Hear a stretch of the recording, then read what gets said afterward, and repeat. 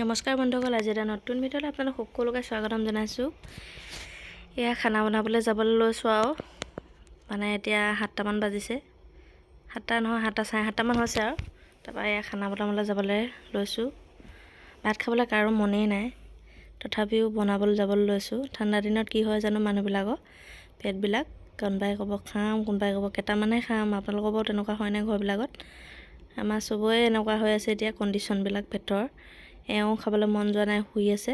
ময়ো ধুনীয়াকৈ স্কাৰ্ফখন লৈ লৈছোঁ। মোৰো খাবলৈ মন যোৱা নাই যদিও কেইটামান খাব লাগিব, নহ'লে টোপনি নধৰে যে। তাৰপিছত ভাতটো সেইকাৰণে বনাবলৈ যাবলৈ লৈছোঁ আৰু চব ভাগে ভাগে শুই আছে। এওঁ ইয়াত শুই আছে, চব ভাগে ভাগে, ভাইটি তাত, চব তেনেকৈ শুই আছে, টিভি চাইছে।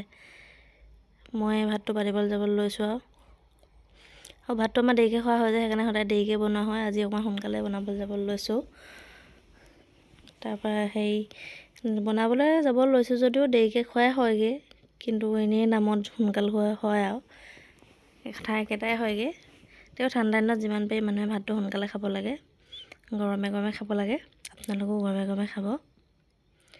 মানে ঠাণ্ডা দিনত ঠাণ্ডা বস্তু খুব কম খাব, গৰম বস্তু খাব লাগে সদায়। মানে গৰমে গৰমে খাব লাগে বস্তুবিলাক, ভাত পানী হওক বা যিকোনো।